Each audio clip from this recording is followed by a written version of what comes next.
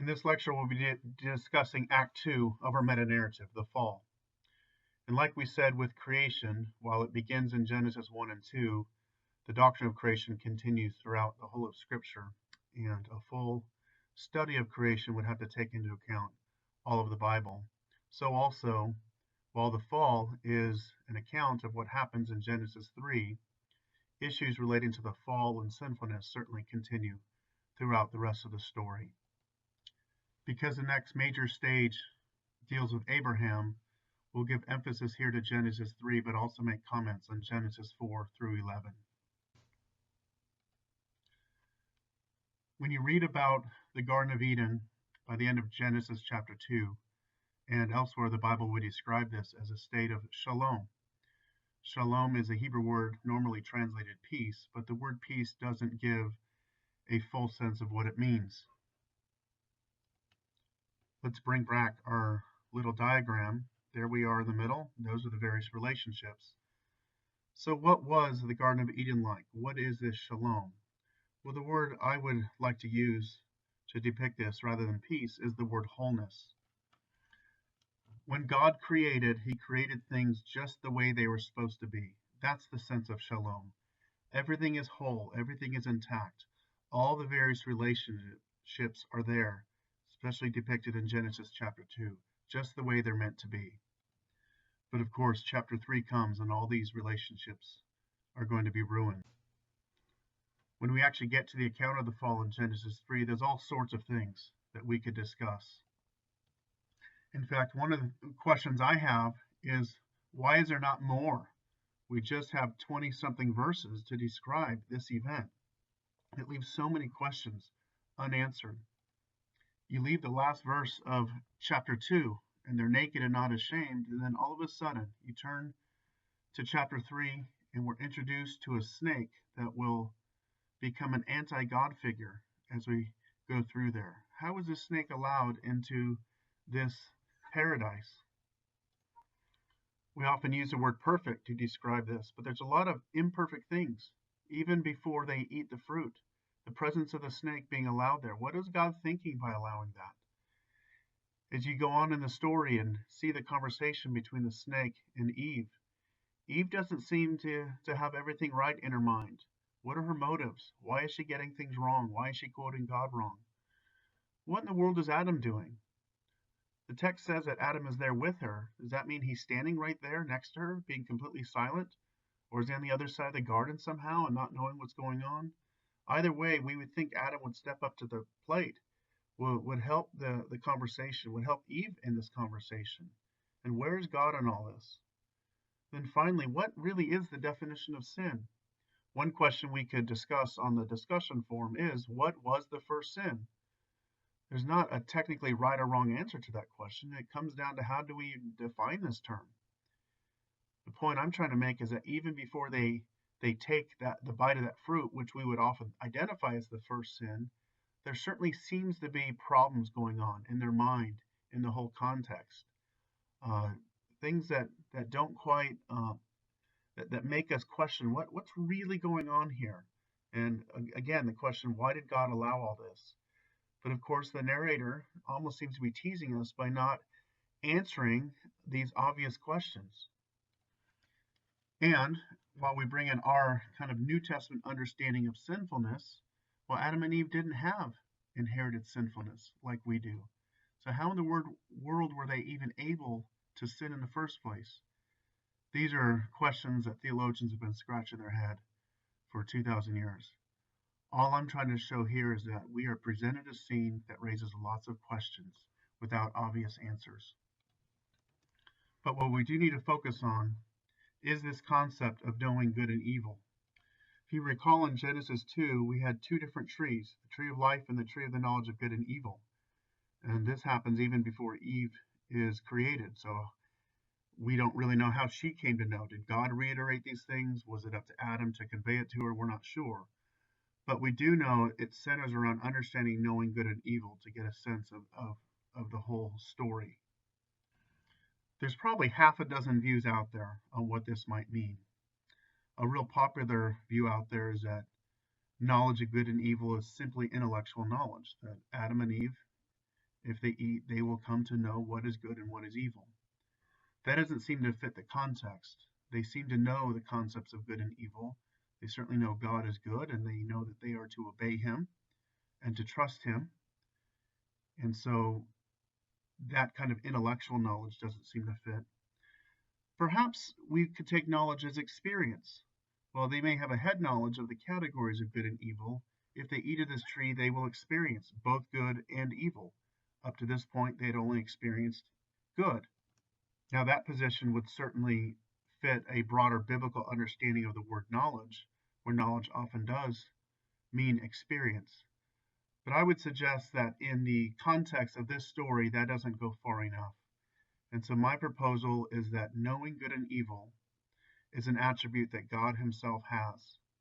In fact, we're told that at the end of Genesis 3, that's something that is a prerogative of God.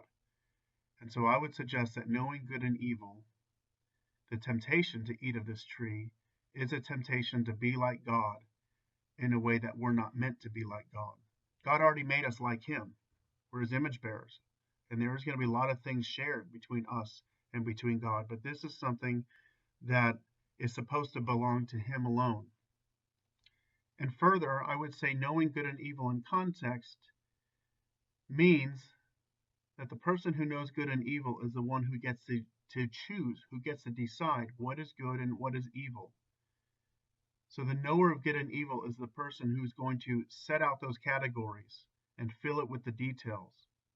And that makes perfectly good sense. If this is something that God does, he knows good and evil. That is, he gets to choose this is good, this is evil, based on his own nature and character. And that's why it wouldn't be something good for human beings to do. We are to submit to God as the knower of good and evil. So the temptation to know good and evil at the human level is to usurp God, to take him off the throne, to replace him. It's an act of idolatry of self. That to me is the best explanation, and one that is held by the majority of Old Testament scholars. This raises then the nature of sin. What at root is sin? All sin. Is there something that we could condense or summarize? All sin starts here. Now this is an important question, not for highbrow theology, but imagine if you want to be in ministry, which I'm assuming you are if you're taking this class, you want to do some kind of counseling, you want to do some kind of self-assessment, wrestling with your own sinfulness. I think this becomes very practical, trying to get below the surface of what somebody might be doing, say an addiction of some sorts. How do we get down to the root cause of this? And I would suggest a few things are at the root of all sin. And I think this question is one of the main questions that we're supposed to be asking and getting answers for. Number one, sin always boils down to unbelief. We see this first and foremost with Eve, who seems to be questioning whether to trust God and what he said, both the good things he said and the consequences that would come. And so all sin comes down to an unbelief. Are we going to trust God and his word on any given topic? Secondly, there is this desire for autonomy. Autonomy is made up of two Greek words, auto, which means self, and nomos, which means law. So autonomy is to be self-ruled. And that goes back to my understanding of knowledge of good and evil. The desire here, at the root of all sin, is to ignore what God has said, and therefore in some ways to replace him with ourselves or some other authority. This really is a form of idolatry. And finally, I would add this last phrase, covenant rebellion, just to stress that this is active. Sin at its root is active rebellion against a God, against a king who had desired to be in covenant relationship, and we are saying no actively against him when we sin. So what are the effects of sin on relationships? All those things that were shalom, that were whole, that were exactly the way they were meant to be. Well, we can see throughout Genesis 3 that each of these relationships are affected negatively. We see this in the various consequences and curses given in chapter 3.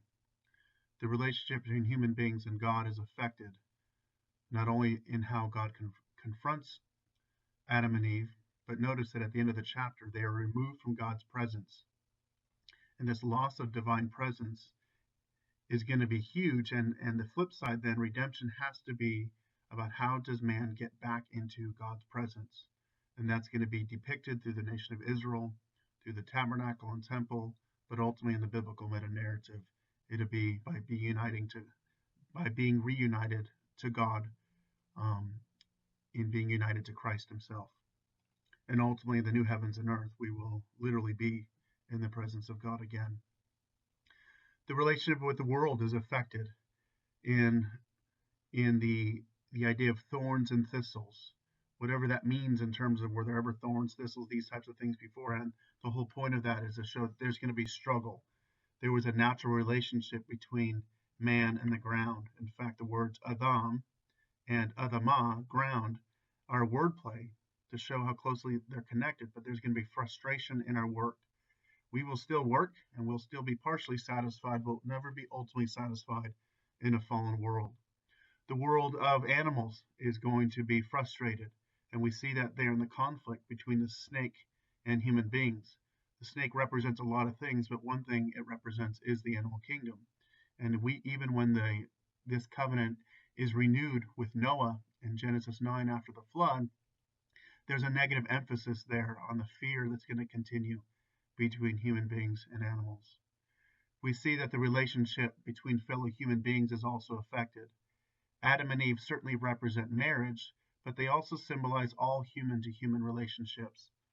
And so the frustration that is part of the curse given in Genesis 3:16, I think symbolizes all human frustration. I'm referring specifically to the curse given to the woman, your desire shall be for your husband, and he shall rule over you. That certainly depicts frustration in the marriage relationship, but I would suggest that there's a broader application here as well. And then this natural self-confidence is destroyed. We see this in Adam and Eve trying to cover themselves. And so in a fallen world, there's a continual restlessness with ourselves as we're aware of our own frailty, our own mortality, our own sinfulness. All this is affected because of the fall. Another fun theological question to ask, we asked before, what is sin, or what was the first sin? We might also ask, what is death? God said to Adam that in the day you eat of it, you shall die. Well, we know in that literal day, they didn't die, at least in the way we think of death. But perhaps that invites us to ask, maybe death has a broader definition. Maybe death is the breakdown of these relationships. And if so, we in a fallen world are walking dead men because we're not living the type of life, the full life that God had intended for human beings from the beginning. Again, I'm not suggesting a specific right or wrong answer to that question, what is death? But it invites us to think about these concepts more broadly. When we were discussing creation, we talked about worldview implications related to cosmology and anthropology. And now that we're discussing the fall, Genesis 3, and also thinking about Genesis 4 to 11, we can see that there's further things we can add. We see that there was an original wholeness of relationships that have now been ruined because of the fall. I think we can assume properly some type of freedom of choice, that we are not robots, that we have the ability and the responsibility to respond to God's word. I'm not here to get into the debates between Calvinism and Arminianism. I think all biblically minded people will say that there is a freedom of choice. And to reiterate, sin at its core is unbelief and autonomy and rebellion. And it's helpful to identify those things that are at root in terms of all sin. We know that sin ruins all relationships, and that's one of the effects that everybody can understand in our world. And then we're introduced to this concept of depravity. Adam and Eve were not depraved. We may say they were immature or whatever. Different traditions have tried to think about differently how to describe them, but certainly they weren't sinful in the way that we enter this world. We all come in with what theologians call original sin. The doctrine of original sin is not talking about the first sin, the original sin. Original sin is talking about what we come into this world. We have this bent sinful nature, this depravity that affects us away from God and towards sinfulness. And when we're old enough to display this, we see this happening in thought, word, and deed. There's another side to this, however. As we go on into the narrative of Genesis 4 to 11, before we get to Abraham, we see notes of God's grace. In fact, running from Genesis 4 to 11, it's like you have an episode of sin and then an episode of grace, all throughout, going back and forth. So sin and grace are progressing between the fall in Genesis 3 up until we get to Abraham. We see the beginning of Genesis 4, the whole story of Cain killing Abel. And we have murder, we have polygamy introduced into human life, but even among the same people who are committing sin, we see at the end of chapter 4 that culture is being created, musical instruments are being invented, towns are being built, and all this is a sign of God's grace that while human beings are sinful, God is allowing human life to go on and to flourish in many ways. We see at the end of chapter 4 that people are calling upon the name of the Lord. We're going to go on in the narrative and see, yes, even in the genealogy, so and so lived so many years but died, but they're giving birth. And there's generations of human beings going on. So literally, in that day of eating, they didn't die completely. And I think this is a sign of God's grace. Even right before the flood, we see all humanity rebelling, but God is gracious to save Noah and his family. The key verse in that whole narrative is Noah found grace in the eyes of the Lord. At the end of the flood, we see Noah sacrificing, and we see God reiterating the covenant issues of Genesis 1. And so Noah is in some ways a new Adam. But then the sin comes in as we see Noah getting drunk, and we see some type of sexual immorality taking place with his sons. We see God expanding human beings across the globe in the Table of Nations in Genesis 10. But we have the sinful act of the Tower of Babel as well. So the point is sin, grace, it goes on to show that God is going to progress both of these themes now in a fallen world. You see at the bottom here that the gospel is introduced. So I'm going to come back to Genesis 3 and see what's going on here. We focused on the curses in Genesis 3, but there's also a more positive side to be seen here as we think about this serpent, this anti-God figure, that on one hand represents the human kingdom, but he clearly represents something more than that. So let's parse out this verse here. I have it here on the screen, and I translated it in such a way to make the following points. I will put enmity between you and the woman, the you is the serpent, and between your seed and her seed. He shall bruise your head, and you shall bruise his heel. Now, this is something that traditionally has been called the proto-evangelium by Christian scholars. Proto-evangelium means first gospel. But where's the gospel in all this? Well, as we look at the text, I want to notice a couple of ambiguities. I want you first to notice what I'm calling uneven opponents. As you walk through the lines, notice who is connected, who's being contrasted. In the first line, I'll put enmity between you and the woman. So we have the serpent and the woman. I'm going to call them same generation, right? They're both there in the garden together.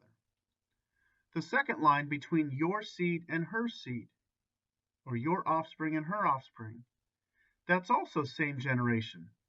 These will be subsequent generations. On one hand, you have the seed of the serpent and then the seed of the woman. So we might think of two people today, and then the next generation will be their children, and the next generation will be grandchildren, and they're all same generation. They're parallel. But that shifts in the third line here. He shall bruise your head. Well, who's the he here? Who is the antecedent? Well, he goes back to the seed of the woman. But it doesn't say he shall bruise the head of your seed. That would be same generation. The seed of the woman shall bruise the head of you, the serpent. That's different generations. And that means that the woman is going to have offspring, seed, that's going to go on, and this certainly refers to the human race, but somehow this serpent isn't going to die. He is going to continue to where there's going to be a battle between the seed of the woman and the serpent, which is one of the clear clues in the text that this is not just some ordinary snake. The second ambiguity is the meaning of the word seed, and that's why I translated this literally rather than descendants or offspring or something like that. Seed in Hebrew is what we call a collective noun. In English, we have two types of collective nouns. Think about the phrase, a flock of sheep. In that phrase, both flock and sheep are collective nouns. Flock is collective noun in the sense that it only makes sense if there's more than one that constitutes, right? You can't have a flock of one, though apparently in our day we can have an army of one, but not a flock of one. By definition, a flock requires more than one member. But the type of collective noun I want to stress is like the word sheep. When I say sheep in English, you don't know if I mean one sheep or multiple sheep. English has these types of nouns where the same grammatical feature is used to describe singular and plural. And that's what seed is in the Hebrew. Seed is a collective noun. And so you don't know just by looking at the word if we're talking about one or many. If you go through this text, I'll put enmity between you and the woman, and then line 2 between your seed and her seed. I think the more natural reading is we're talking about multiple descendants, multiple offspring. The serpent will have multiple generations, whatever that entails, and the woman is going to have multiple generations. In fact, we call that the human race. But then again, we have a switch, and notice that the beginning of line 3 is a singular pronoun he. And the singular is confirmed here by looking at the Greek translation, which also interprets this as a true individual. And so it's suggestive that we have this kind of combination, this tension, this ambiguity between the plural seed. Yes, the woman's seed will include all human beings, but on the other hand, there is an individual that will arise out of this group, that he himself individually will bruise the head of this serpent. Now, it's easier to see this in hindsight, having the rest of the Bible, having the New Testament, which identifies this serpent with the devil, with Satan. If we just had Genesis 3:15, we'd be scratching our heads. But I think there's enough here to say we need to ask and see, wait and see what God is doing. If you were sitting here in Genesis 3 reading this, you'd be looking for progressive revelation. But I think this identifies, even in the midst of God cursing, it shows his desire to be gracious and to bless. And so here we really have the first sign of redemption. Creation, fall, redemption. Redemption actually starts here. And what we need to do is try to figure out how will God progress this theme of redemption? Where are we going to see this battle taking place? With the serpent and his offspring, and then trying to identify what God is going to do with the seed of the woman. Both all human beings on one hand, but also the individual seed of the woman that we now know to be Jesus Christ. Okay, I'm really jumping ahead of myself here, but I just want to throw this out. We will look at this again and again. But one of the big picture biblical theological trajectories that I would propose, especially as we try to think how does Jesus fit into this in a responsible way, is to look at the various covenants. We see that there is going to be a seed of the woman, and so we can clearly identify that with Jesus. Certainly the rest of the Bible does. But it invites us to look forward to the other covenants that we're going to be talking about. I mentioned Noah briefly, and we're not going to talk a lot about the flood in these lectures, but one of the points we do see Noah being a second Adam, both in receiving a covenant, specific covenant relationship with God, but also even in Adam's fall, we see kind of a continuation of sin as Noah gets drunk and shows that while he's a righteous man and he's a recipient of God's grace, he continues to be sinful. And we can look in the New Testament talking about Jesus' connection to the new creation. But we're going to give much more attention to the covenants made with Abraham and with Israel through Moses on Mount Sinai. Those are going to be the two covenants of the Old Testament that really drive what's going on with Old Testament Israel. But the Davidic covenant that will come in 2 Samuel 7 will be discussed, and the projected new covenant starting with Jeremiah 31. So just to kind of to throw this out there and saying this is part of the intent is to see this big picture of the covenants. The covenants serve something of the backbone of the meta narrative, and they will help us have a true Christian interpretation of this by the end. And we will mention some of those things in the right-hand column as we project into fulfillment of prophecies when we discuss the prophets.